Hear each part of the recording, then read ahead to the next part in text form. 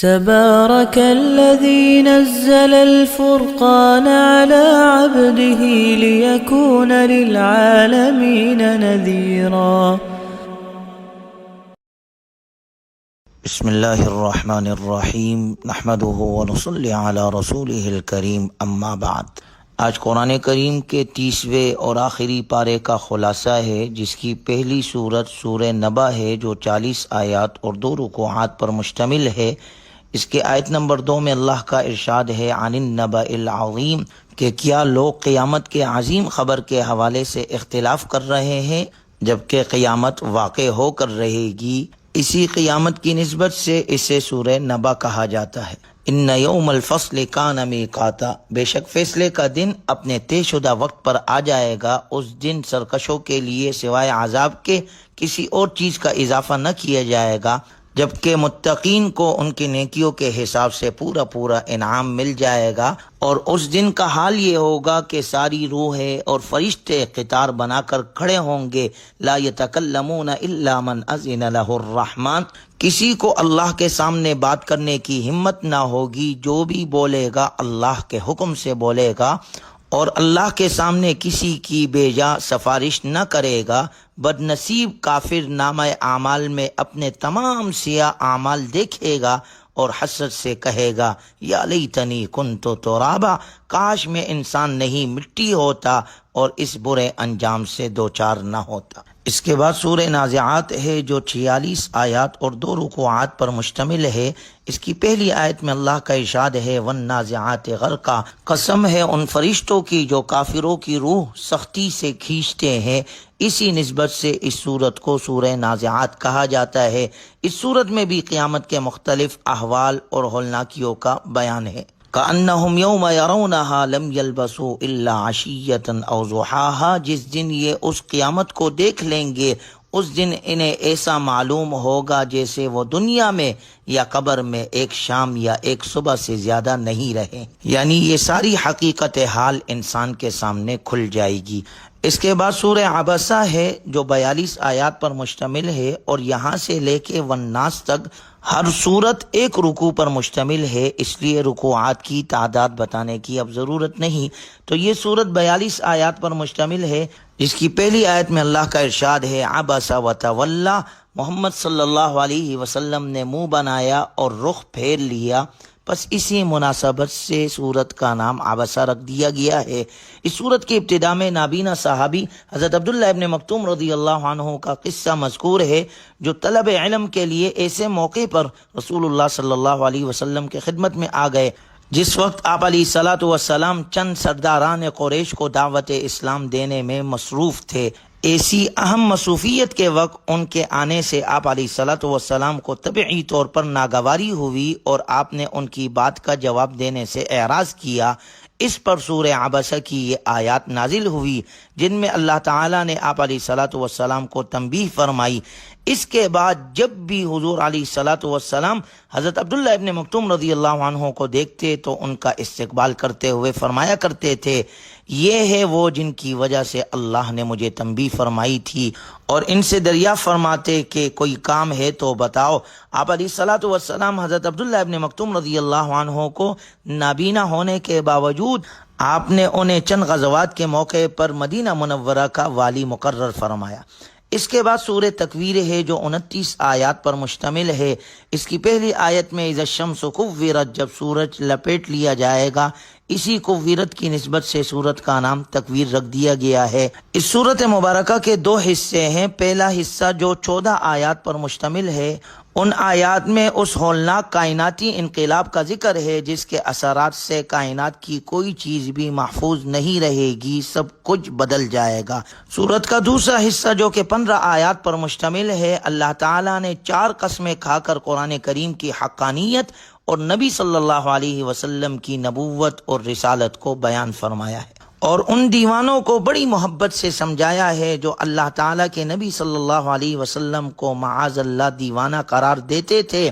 فرمایا گیا وما صاحبکم بمجنون، تمہارا ساتھی دیوانہ نہیں، وہ تو بندوں تک اللہ کا کلام پہنچانے والا سچا نبی ہے. اس کے بعد سورہ انفطار ہے جو 19 آیات پر مشتمل ہے۔ پہلی آیت میں اللہ کا ارشاد ہے اذا السماء انفطرت، جب آسمان پھٹ جائے گا، پس اسی نسبت سے اسے سورہ انفطار کہا جاتا ہے۔ اس صورت مبارکہ میں بھی قیامت کے احوال کا ذکر ہے کہ قیامت میں انسان دو گروہ میں تقسیم ہو جائیں گے۔ ان الابرار لفی نعیم، ابرار نعمتوں کی جگہ یعنی جنت میں ہوں گے، وَإِنَّ الْفُجَّارَ لَفِي جَحِيمٍ، اور فجار عذاب کی جگہ یعنی دوزخ میں ہوں گے۔ اس کے بعد سورہ مطففین ہے جو 36 آیات پر مشتمل ہے۔ اس کی پہلی آیت میں اللہ کا ارشاد ہے وَإِلٌ لِّلْمُطَفِّفِينَ، ناپ تول میں کمی کرنے والوں کے لیے خرابی ہے۔ پس اسی اخلاقی برائی کی نسبت سے اس سورت کا نام بھی سورہ مطففین ہے۔ الذین اذا اکتالوا علی الناس یستوفون واذا کالوہم او وزنوہم یخسرون، جن کا حال یہ ہے کہ جب وہ لوگوں سے خود کوئی چیز ناپ کر لیتے ہیں تو پوری پوری لیتے ہیں، اور جب وہ کسی کو ناپ کر یا تول کر دیتے ہیں تو گھٹا دیتے ہیں۔ الا یظن اولئک انہم مبعوثون، اللہ کا ارشاد ہے کیا یہ لوگ یہ نہیں سوچتے کہ انہیں ایک بڑے زبردست دن میں زندہ کر کے اٹھایا جائے گا اور اللہ کے سامنے روبرو پیش کیا جائے گا، لہذا حقوق العباد کو ادا کرے، لوگوں کو ان کی چیزیں گھٹا کر نہ دے اور زمین میں فساد پھیلانے سے اپنے آپ کو بچائے۔ اس کے بعد سورہ انشقاق ہے جو 25 آیات پر مشتمل ہے۔ اذا السماء انشقت، جب آسمان پھٹ جائے گا، پس آسمان کے پھٹ جانے کی وجہ سے اس سورت کا نام بھی سورہ انشقاق ہے۔ اس سورت میں بھی قیامت کا ذکر ہے۔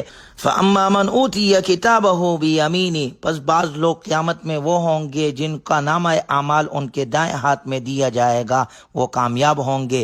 وَأَمَّا مَنْ أُوتِيَ كِتَابَهُ وَرَاءَ ظَهْرِهِ، اور بعض کا نامہ اعمال پیٹھ کے پیچھے دیا جائے گا، وہ ناکام ہوں گے۔ اللہ ہماری حفاظت فرمائے۔ اس کے بعد سورہ بروج ہے جو 22 آیات پر مشتمل ہے۔ وَالسَّمَاءِ ذَاتِ الْبُرُوجِ وَالْيَوْمِ الْمَوْعُودِ وَشَاهِدٍ وَمَشْهُودٍ، آسمان کی قسم جس میں برج ہے، انہی بروج کی نسبت سے سورت کو سورہ بروج کہتے ہیں۔ سورت کی ابتدا میں اللہ نے 3 قسمیں کھا کر فرمایا، آسمان کی قسم جس میں برج ہے، اور اس دن کی قسم جس کا وعدہ ہے، اور حاضر ہونے والے کی، اور اس کی جس کے پاس حاضر کیا جائے گا۔ خندقوں والے ہلاک کیے گئے، مراد اس سے ذو نواس یہودی بادشاہ ہے جس نے یمن کے علاقے میں عیسائی اہل ایمان کو ایندھن بری خندقوں میں جلا کر 20,000 افراد کو شہید کر دیا تھا جو عیسائی بن گئے تھے۔ اس وقت عیسائی ہی مؤمن تھے، کیونکہ مؤمن وہ ہوتا ہے جو تمام انبیاء اکرام علیہم السلام پر ایمان رکھ کے، نبی علیہ السلام کی بعثت سے پہلے یہ سعادت صرف عیسائیوں کو حاصل تھی۔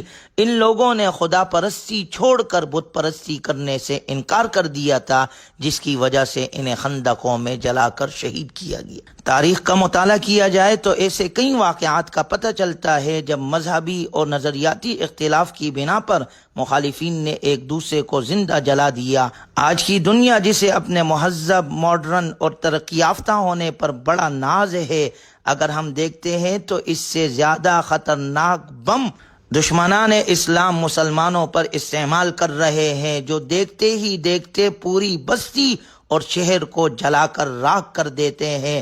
ہمارے سامنے افغانستان اور عراق میں جو آگ جلائی گئی ہے، کیا یہ آگ ذو نواس کی آگ سے کم درجے کی تھی؟ اس کی آگ سے کئی گنا زیادہ مہلک اور خطرناک آگ تھی، جس کا نشانہ کلمہ پڑھنے والے جوان، بوڑھے، بچے، مرد اور خواتین کو بنایا گیا۔ فلسطین میں کیا ہو رہا ہے؟ آگ ہی تو ہے جو مسلمانوں پر برسائی جا رہی ہے، اور پورے 50 سال سے مسلسل برسائی جا رہی ہے۔ عرض کرنے کا مقصد یہ ہے کہ اس پر کسی کو تعجب نہیں ہونا چاہیے کہ کیسے 20,000 افراد کو زندہ جلا دیا گیا۔ آج کا دشمن تو اس سے بڑا ظالم ہے۔ اور اس صورت میں ایسے ہی لوگوں کو وعید سنائی گئی ہے جن لوگوں نے مسلمان مردوں اور عورتوں کو ستایا پھر توبہ نہیں کی۔ فَلَهُمْ عَذَابُ جَهَنَّمَ وَلَهُمْ عَذَابُ الْحَرِيقِ، تو ان کے لیے جہنم کا عذاب ہے اور ان کو آگ میں جلنے کی سزا دی جائے گی۔ اس کے بعد سورہ طارق ہے جو 17 آیات پر مشتمل ہے۔ وَالسَّمَاءِ وَالطَّارِقِ، قسم ہے آسمان کی اور رات کو چمکنے والے ستارے کی۔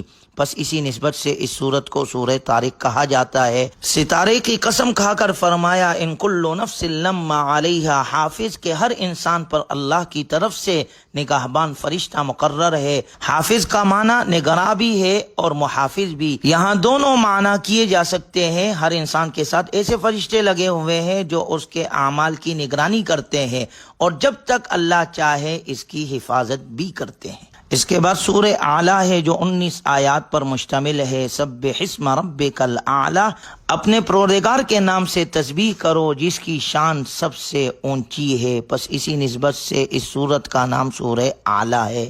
اس سورت میں آپ علیہ الصلوۃ والسلام کو تلقین کی گئی ہے کہ اللہ کا ذکر کرتے رہے، صبر کرے اور قرآن کریم کے نزول کے حوالے سے جلدی نہ کرے، لوگوں کو آخرت کی یاد دہانی کراتے رہے۔ جس شخص کے دل میں خوف خدا ہوگا وہ یاد دہانی سے اصلاح کر لے گا۔ بڑا ہی بدبخت اور بدنصیب ہے وہ جو یاد دہانی سے فائدہ نہیں اٹھاتا۔ آخرت میں ابدی کامیابی اسے ملے گی۔ قد افلح من تزکا، جس نے اپنے نفس کو دنیا کی محبت سے پاک کیا، اللہ کا ذکر کرتا رہا اور نمازیں ادا کرتا رہا۔ اس کے بعد سورہ غاشیہ ہے جو 26 آیات پر مشتمل ہے۔ حل اتاک حدیث الغاشیہ، بلا تم کو ڈانپنے والی یعنی قیامت کا حال معلوم ہوا ہے؟ بس اسی نسبت سے اسے سورہ غاشیہ کہتے ہیں۔ قیامت کو غاشیہ اس لیے کہا جاتا ہے کیونکہ اس کی ہولناکیاں ساری مخلوق کو ڈانپ لے گی۔ یہ سورت مبارکہ بتلاتی ہے کہ قیامت کے دن کچھ چہرے ذلیل ہوں گے جنہوں نے دنیا میں بڑی عبادت اور ریاضت کی ہوگی، لیکن چونکہ ان کے عقائد صحیح نہیں تھے اس لیے یہ عبادت ان کے کسی کام نہیں آئے گی۔ یہ چہرے دہکتی ہوئی آگ کا ایندھن بنیں گے، اور اس کے مقابلے میں بعض چہرے تر و تازہ اور پر رونق ہوں گے۔ یہ وہ چہرے ہوں گے جنہوں نے دنیا میں صحیح رخ پر محنت کی ہوگی اور ان کے عقائد میں بھی باطل کی آمیزش نہیں ہوگی۔ ان کا مسکن بلند اور بالا جنت ہوگی۔ اس کے بعد سورہ فجر ہے جو 30 آیات پر مشتمل ہے۔ والفجر، فجر کی قسم۔ اس آیت میں اللہ نے فجر کی قسم کھائی ہے، اس لیے اسے سورہ فجر کہا جاتا ہے۔ اس سورت کی ابتدا میں اس بات پر 4 قسمیں کھائی گئی ہے کہ کفار پر اللہ کا عذاب واقع ہو کر رہے گا۔ اس کے بعد قوم عاد، سمود، فرعون جیسے متکبروں اور فسادیوں کے قصے کا اجمالی طور پر ذکر کیا گیا ہے جو اپنی سرکشی اور جرائم کی وجہ سے اللہ کے عذاب کے مستحق ٹھہرے۔ اللہ کی سنت اور دستور یہ ہے کہ وہ دنیا کی زندگی میں انسان کو خیر و شر، فقر اور غنا، صحت اور بیماری جیسی آزمائشوں میں مبتلا کرتا ہے۔ انسان کی طبیعت ایسی ہے کہ وہ اپنے رب کے فضل و احسان کا شکر ادا نہیں کرتا اور اللہ کا دیا ہوا مال اس کی راہ میں خرچ نہیں کرتا۔ انسان مال کی محبت میں بڑا حریص ہے، اس کا پیٹ بڑھتا ہی نہیں۔ اس کے بعد سورہ بلد ہے جو 20 آیات پر مشتمل ہے۔ لا اقسم بہذا البلد، میں قسم کھاتا ہوں اس شہر کی۔ اس شہر کی نسبت سے اسے سورہ بلد کہا جاتا ہے۔ اس سورت مبارکہ کا موضوع انسان کی سعادت اور شقاوت ہے۔ سورت کی ابتدا میں اللہ نے 3 قسمیں کھا کر فرمایا کہ ہم نے انسان کو بڑی مشقت میں پیدا کیا، یعنی اس کی زندگی محنت و مشقت اور جفاکشی سے عبارت ہے۔ کبھی فقر و فاقہ، کبھی بیماری اور دکھ، کبھی حوادثات، پھر بڑھاپا اور موت، پھر قبر کی تاریکی اور پھر منکر نکیر کے سوالات، پھر قیامت اور اس کے ہولناکیاں۔ غرض یہ کہ ابتدا سے لے کے انتہا تک مشقت ہی مشقت ہے۔ کامیاب وہ ہے جو دنیا میں ایمان اور عمل صالح کے ساتھ زندگی گزارتا ہے، اپنے آپ کو گناہوں سے بچاتا ہے اور جنت کا حقدار اپنے آپ کو بناتا ہے۔ اس کے بعد سورہ شمس ہے جو 15 آیات پر مشتمل ہے۔ والشمس وضحاہا، سورج کی قسم اور اس کی روشنی کی۔ سورج کی قسم کھانے کی بنا پر اس سورت کو سورہ شمس کہا جاتا ہے۔ اس سورت کی ابتدا میں تکوینی مخلوقات میں سے 7 چیزوں کی قسم کھائی ہے جو سب کی سب اللہ کی قدرت اور وحدانیت کے آثار ہے، یعنی سورج، چاند، دن، رات، آسمان، زمین اور نفس انسانی۔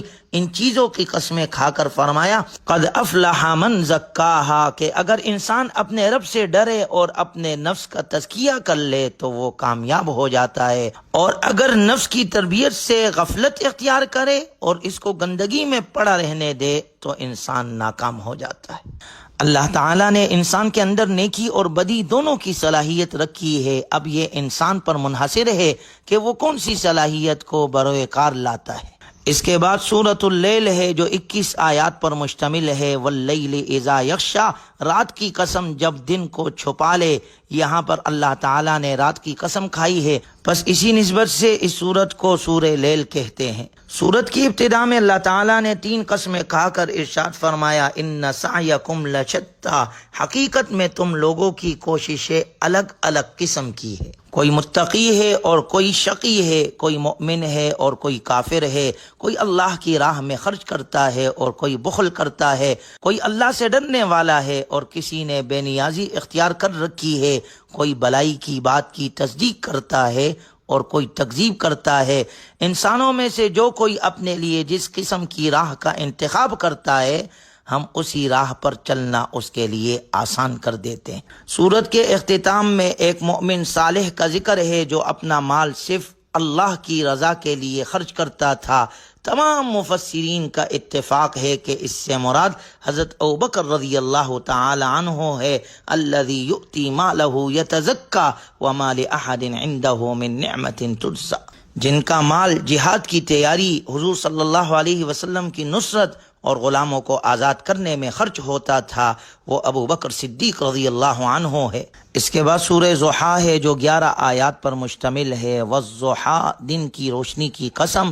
اس آیت مبارکہ میں اللہ رب العزت نے دن کی روشنی کی قسم کھائی ہے، بس اسی لیے اس سورت کو سورہ ضحیٰ کہا جاتا ہے۔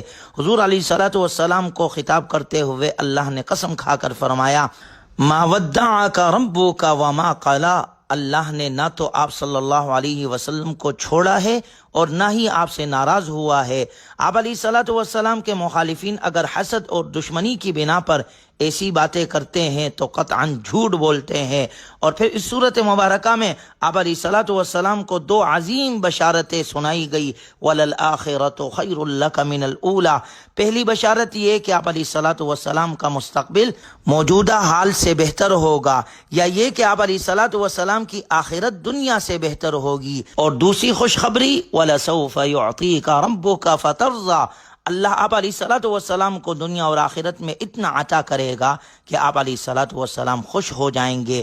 پھر اللہ تعالیٰ نے اپنے 3 احسانات یاد دلائے، الم یجدک یتیما فآویٰ، آپ علیہ الصلوۃ والسلام یتیم تھے، ہم نے آپ کو ٹھکانہ دیا، ووجدک ضالا فہدیٰ، آپ علیہ الصلوۃ والسلام دین سے بے خبر تھے، ہم نے آپ کو راستہ دکھایا، ووجدک عائلا فاغنیٰ، آپ علیہ الصلوۃ والسلام تنگ دست تھے، ہم نے آپ کو غنی کر دیا۔ ان 3 نعمتوں کے مقابلے میں آپ علیہ الصلوۃ والسلام کو 3 وصیتوں کی صورت میں گویا شکر کی تلقین کی گئی ہے۔ فَأَمَّا الْيَتِيمَ فَلَا تَقْهَرْ، یتیم پر سختی نہ کیجیے، وَأَمَّا السَّائِلَ فَلَا تَنْهَرْ، سائل کو جھڑکیے نہیں، وَأَمَّا بِنِعْمَةِ رَبِّكَ فَحَدِّثْ، اور اپنے رب کی نعمتوں کا تذکرہ کیا کرے۔ اس کے بعد سورہ انشراح ہے، أَلَمْ نَشْرَحْ لَكَ صَدْرَكَ، اے محمد صلی اللہ علیہ وسلم کیا ہم نے آپ کا سینہ کھول نہیں دیا؟ اسی نسبت سے اس سورت کو سورہ انشراح کہا جاتا ہے۔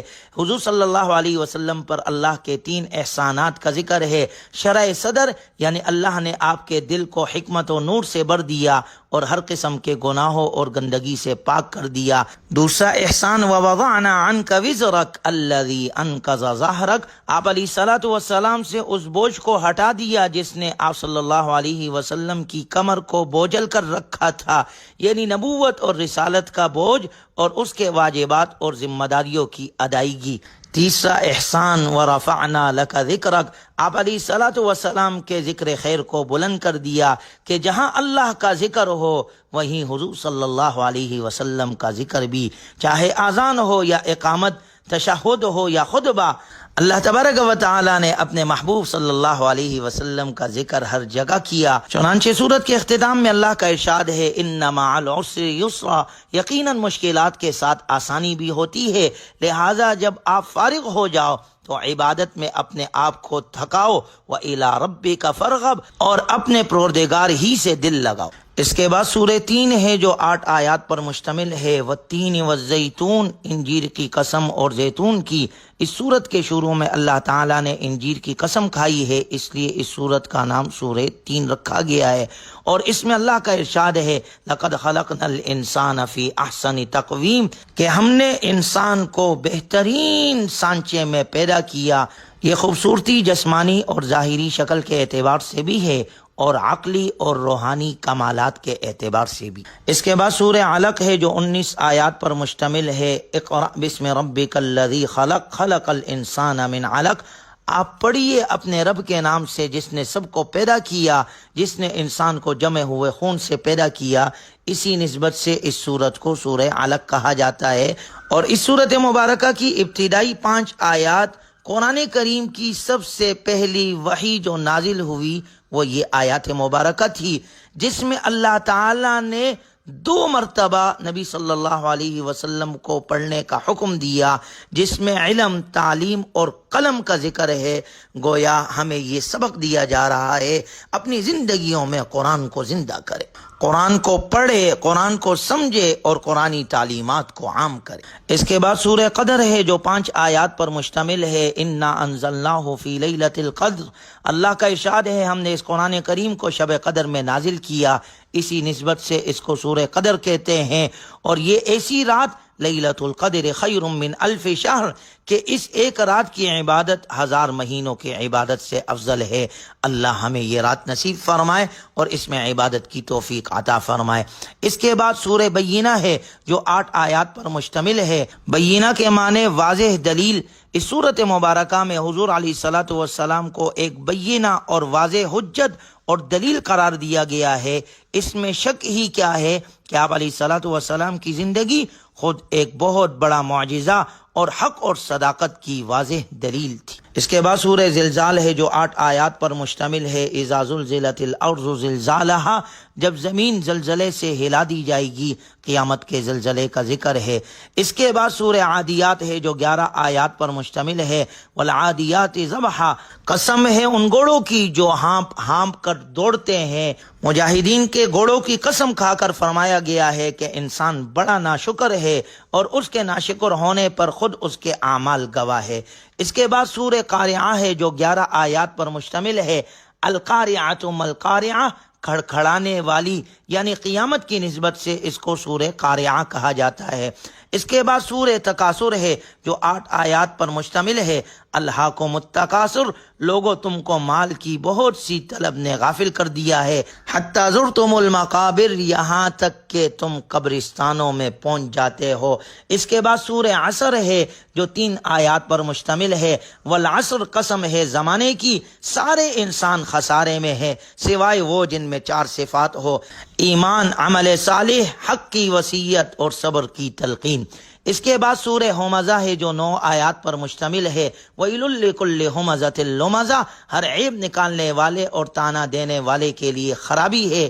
اسی عیب نکالنے والی کی نسبت سے اس سورت کو ہمزہ کہا جاتا ہے۔ اس سورت میں 3 بیماریوں کی نشاندہی کی گئی ہے۔ پہلی بیماری پس پش کسی کے عیب بیان کرنا، اسے غیبت کہتے ہیں اور غیبت بدترین گناہ ہے۔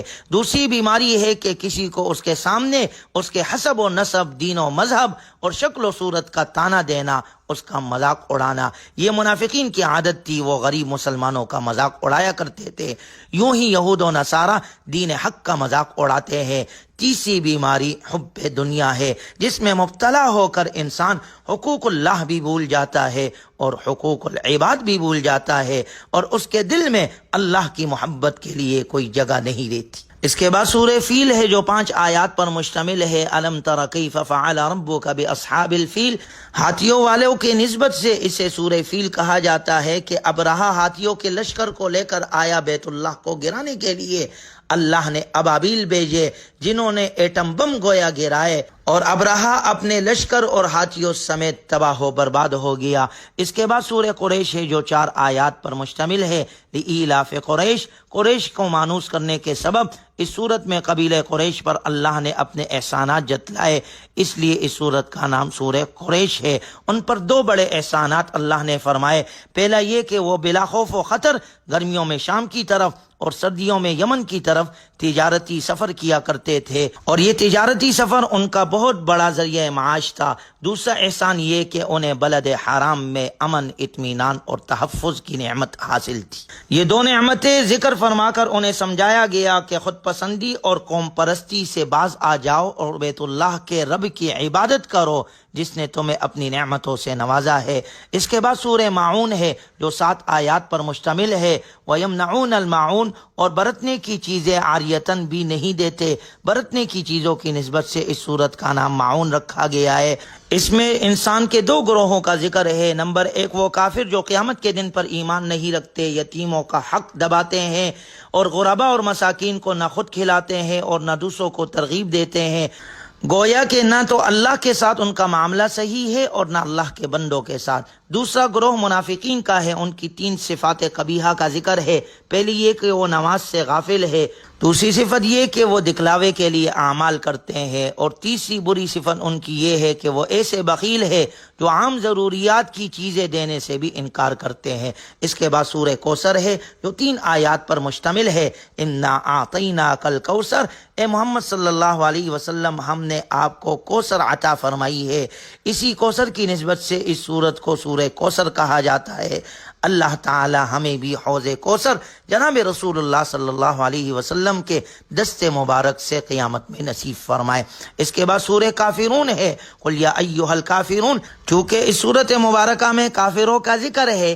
جب مشرکوں نے آپ علیہ الصلوۃ والسلام کو دعوت دی کہ آؤ کچھ لو اور کچھ دو کی بنیاد پر ہم مصالحت کر لیں، 1 سال آپ ہماری خداؤں کی عبادت کر لیں اور 1 سال ہم آپ کی معبودوں کی عبادت کر لیا کریں گے، تو اللہ نے فرمایا لکم دینکم ولی دین، تمہارے لیے تمہارا دین، ہمارے لیے ہمارا دین۔ گویا اس صورت سے یہ معلوم ہوا کہ غیر مسلموں سے کوئی ایسی مصالحت جائز نہیں جن میں ان کے دین کے شعائر کو اختیار کرنا پڑے۔ اس کے بعد سورہ نصر ہے، اذا جاء نصر اللہ والفتح۔ جب یہ سورت مبارکہ نازل ہوئی تو آپ علیہ الصلوۃ والسلام نے فرمایا مجھے میری موت کی اطلاع دے دی گئی ہے، اس لیے کہ حضور علیہ الصلوۃ والسلام کی بعثت کا مقصد پورا ہو چکا تھا۔ جب آپ علیہ الصلوۃ والسلام نے دعوت کا آغاز کیا تھا تو قبول کرنے والے چند افراد تھے، لیکن اب لوگ جماعت در جماعت، قبیلہ در قبیلہ دین اسلام میں داخل ہو رہے تھے۔ چنانچہ آپ علیہ الصلوۃ والسلام کو حکم دیا گیا کہ ان فتوحات اور نعمتوں پر اللہ کا شکر، اس کی تسبیح اور اس کی عظمت بیان کرے۔ اس کے بعد سورہ لہب ہے جو 5 آیات پر مشتمل ہے، تبت یدا ابی لہب وتب، ابو لہب کے ہاتھ ٹوٹے اور ہلاک ہو۔ چونکہ اس صورت میں ابو لہب اور اس کی بیوی کی ہلاکت کا ذکر ہے جو رسول اللہ صلی اللہ علیہ وسلم کے بدترین دشمن تھے، ان کی ہلاکت کا اللہ نے ذکر کیا، اس لیے اسے سورہ لہب کہا جاتا ہے۔ یہ دونوں میاں بیوی ذلت آمیز اور عبرتناک انجام سے دوچار ہوئے اور قیامت تک کے لوگوں کے لیے عبرت کا نشانہ بنے۔ اس کے بعد سورہ اخلاص ہے جو 4 آیات پر مشتمل ہے، قل هو اللہ احد اللہ الصمد لم یلد ولم یولد ولم یکن لہ کفوا احد۔ سورہ اخلاص میں اللہ کے امتیازی اوصاف کا بیان ہے۔ کہہ دو کہ وہ اللہ ہر لحاظ سے ایک ہے، اللہ ہی ایسا ہے کہ سب اس کے محتاج ہے اور وہ کسی کا محتاج نہیں، نہ اس کی کوئی اولاد ہے اور نہ وہ کسی کی اولاد ہے، اور کوئی بھی ایسا نہیں جو اس کے مثل ہو۔ اس کے بعد سورہ فلق جو 5 آیات اور سورہ ناس جو 6 آیات پر مشتمل ہے، ان دونوں صورتوں کو معوذتین کہا جاتا ہے کیونکہ ان دونوں صورتوں میں پناہ مانگی گئی ہے۔ قل اعوذ برب الفلق، سورہ فلق میں یہ ایک صفت ذکر فرما کر 4 آفات سے پناہ مانگنے کا حکم دیا گیا ہے۔ نمبر 1 مخلوق کے شر سے، نمبر 2 اندھیرے کے شر سے، نمبر 3 پھونک مارنے والیوں کے شر سے، اور نمبر 4 حاسد کے شر سے۔ اللہ ہمیں ان سب شرور سے محفوظ فرمائے۔ جبکہ سورہ ناس میں 3 صفات ذکر فرما کر ایک چیز کے شر سے پناہ مانگنے کا حکم دیا گیا ہے، من شر الوسواس الخناس، وہ ہے وسوسہ ڈالنے کا شر۔ اس سے ثابت ہوتا ہے کہ وسوسہ کتنی خطرناک اور مہلک بیماری ہے۔ وسوسہ شیطان بھی ڈالتا ہے اور انسان بھی۔ آج کا سارا مغربی میڈیا مسلمانوں کے دلوں میں ایمان کے حوالے سے وسوسہ اندازی میں مصروف ہے اور وسوسے کی بیماری بہت عام ہو چکی ہے۔ اس لیے کثرت کے ساتھ ان دونوں صورتوں کو صبح اور شام پڑھنے کا اہتمام کرنا چاہیے، جس میں جادو کا توڑ بھی موجود ہے اور ہر قسم کے شرور سے پناہ بھی مانگی گئی ہے۔ آپ علیہ الصلوۃ والسلام کا معمول تھا کہ آپ علیہ الصلوۃ والسلام یہ دونوں صورتیں تلاوت کر کے اپنے بدن مبارک پر دم کرتے تھے۔ الحمدللہ آج ہمارا قرآن کریم مکمل ہو گیا۔ اللہ تبارک و تعالی ہمارے اس پڑھنے سمجھنے کو اپنے دربار میں قبول فرمائے اور ہمارے لیے اس قرآن کریم کو مغفرت کا ذریعہ بنائے اور ہمارے زندگیوں میں قرآن کو اللہ زندہ فرمائے۔ اللہم اجعل القرآن العظیم ربیع قلوبنا، اے اللہ بنا دے قرآن کو ہمارے دلوں کی بہار، ونور صدورنا، ہمارے سینوں کا نور، وجلاء احزاننا، اور ہمارے دکھوں کا مداوا، وذہاب ہمومنا وغمومنا، اور ہمارے تفکرات اور غموں کا دور کرنے والا۔ اللہم نور قلوبنا بالقرآن وزین اخلاقنا بالقرآن ونجنا من النار بالقرآن وادخلنا فی الجنت بالقرآن۔ الہ العالمین ہمارے پڑھنے اور سننے کو اپنے دربار میں قبول فرما، ہماری تراویح، ہماری عبادات، ذکر و اذکار اپنے دربار میں قبول فرما، ہمیں قرآنی تعلیمات پر عمل کرنے والا بنا، ہمیں ہمارے اولادوں کو حافظ قرآن، ناشر قرآن، داعی قرآن بنا، قرآنی تعلیمات کو ہماری زندگیوں میں زندہ فرما، قرآن کی تلاوت کی حلاوت ہمیں نصیب فرما۔ الہ العالمین جتنے بیمار ہے صحت عطا فرما، بے اولادوں کو اولاد عطا فرما، جن کی اولاد ہے ان کو نیک بنا، جن کے والدین حیات ہے ہمارے والدین کے عمروں میں برکت عطا فرما، ہمیں ان کی خدمت کرنے والا بنا، ان کی دعاؤں میں ہمیں شریک و شامل فرما۔ خصوصاً میرے والدین کے لیے دعا کیجئے کہ اللہ تعالیٰ ان کا سایہ مجھ پر تا دیر رکھے اور ہر قسم کے تکلیف، دکھ، بیماری سے اللہ ان کی اور ہم سب کے والدین کی حفاظت فرمائے۔ الہ العالمین ہمارے ملک پاکستان کو استحکام نصیب فرما، اس کی در و دیوار کی حفاظت فرما، شہر کراچی میں ہمیں امن سکون نصیب فرما، ہمارے دلوں میں دین کی بنیاد پر الفت محبت قائم فرما۔ وہ بچے اور بچیاں جو رشتوں کے انتظار میں ہے الہ العالمین ان کو اچھے رشتے مہیا فرما۔ الہ العالمین جس کی جو بھی جائز اور شرعی حاجت ہو تو سب کی حاجت پوری کرنے والا ہے، تو حاجت روا مشکل کشا ہے۔ الہ العالمین تو ہماری حاجتوں کو اپنے غیب کے خزانے سے پورا فرما، مرتے دم تک بدنی طور پر، مالی طور پر ہمیں ہر قسم کی محتاجیوں سے محفوظ فرما۔ الہ العالمین جو اموات مومنین دنیا سے جا چکے انہیں غریق رحمت فرما، ان کے قبور کو منور فرما۔ جو وبا چل رہی ہے الہ العالمین اس وبا کو ختم فرما، اس پریشانی کی حالت کو ختم فرما۔ اللہم ارفع عنا البلاء والوبا ونعوذ بک من جہد البلاء ودرک الشقاء وسوء القضاء وشماتة الأعداء۔ اللهم إنا نسألك من خير ما سألك منه عبدك ونبيك محمد صلى الله عليه وسلم، ونعوذ بك من شر ما استعاذك منه عبدك ونبيك محمد صلى الله عليه وسلم، وأنت المستعان وعليك البلاغ ولا حول ولا قوة إلا بالله۔ اے اللہ جتنی ساری خیر، سعادت، برکتیں جناب رسول اللہ صلی اللہ علیہ وسلم نے مانگی ہم بھی مانگتے ہیں، ہمیں بھی عطا فرما، ہمارے گھر والوں کو بھی عطا فرما، ہمارے والدین، ہمارے نسلوں کو نصیب فرما۔ جن شرور، آفات اور فتن سے آپ علیہ الصلوۃ والسلام نے پناہ مانگی ہمیں محفوظ فرما، ہمارے والدین کو محفوظ فرما، ہمارے گھر والوں، ہمارے بچوں، تمام امت مسلمہ کی حفاظت فرما۔ دور حاضر کے فتنوں سے الہ العالمین ہماری حفاظت فرما۔